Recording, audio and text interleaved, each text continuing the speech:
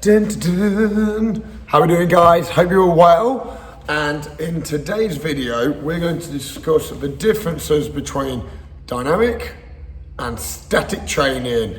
Woo! As I would call it, the Krav Maga dance. So, one thing that I was very lucky with when I was coming through the ranks as a lower grade student, and you're always a student, so even now constantly learning, constantly evolving. One of my pet hates when people go, oh, I'm an instructor. You're always a student first and foremost. You're always willing to learn. Is that I was very fortunate that a lot of my training was always dynamic, which look at, say, Brazilian Jiu-Jitsu, Thai boxing. You have that resistance, that movement. You know, you're testing yourself in a sporting environment. So look at BJJ is a very good example that they're drilling maybe a principle or technique, but then they have to put it into practice.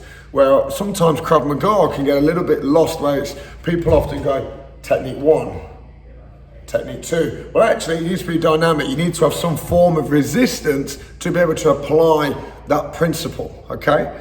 And the biggest advice that I would give anybody when you are training with each other, here's a classic example. If you're gonna throw a punch, that, throw the punch, recoil it, that, okay? The reason being is, great if I throw this, of course my partner can do a good inside defense or this, whatever.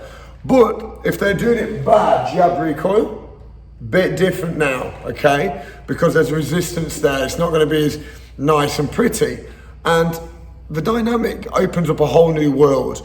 You will start to find your footwork, your movement becomes better because actually now you're forced to move and be dynamic, okay? So if you're training at home with each other, constantly be on the go. So imagine if I'm here and I'm putting someone in the choke, boom, and they're now, so we're gonna switch roles, they're releasing the choke. The minute I'm going for the knee, the guys that I train, I say to them, go forward after you've been kneed in the groin, try and get the legs. So in other words, it could be a returning attacker, but as a byproduct of this, of me doing that, I have to move offline because now I'm worried about someone shooting to my legs. So for me, the dynamic is, you have to be dynamic all the time. I'm very big on being on your toes, on the balls of your feet, you know, making everything, even if you're doing a gun threat, which comes in more at G level, your partner shouldn't just be standing there with a gun. Of course, to drill it, like we talked in a previous video, the TCI method, but from here, the minute they're going to grab, pull the gun back. So then we can test their grip, their resistance, their pressure, all right? So everything has to have that dynamic involvement, okay?